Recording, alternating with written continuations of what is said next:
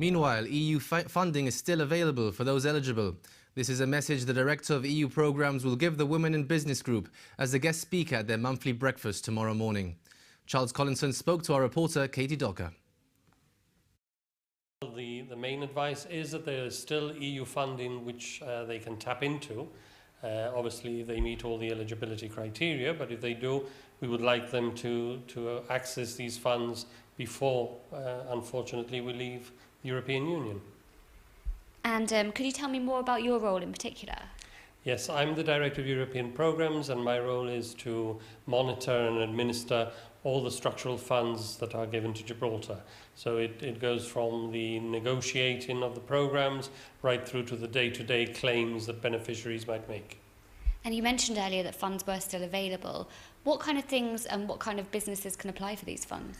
Well, any new business which is neither wholesaling nor retailing, they can apply for a set-up grant. And one thing that I must stress is that they are grants, not loans. So it means that the funds do not have to be paid back. And any business that is thinking of expanding. So they're also able to access these funds. And have you got any success stories you can mention? Well, I like to tell people, and especially when they come out from the Commission, all you have to do is walk down Main Street. Anywhere there is a little plaque with a flag, that is one of our success stories. And there's hundreds down around Gibraltar. And obviously this breakfast is taking place tomorrow. How important do you feel these events are? Well, they're very important because we've got to make sure that the community is aware of what's available, and continued seminars and conferences, and we've got a funding advisor who will go out and speak to different groups, etc. It's very important to make sure that we get the message out there.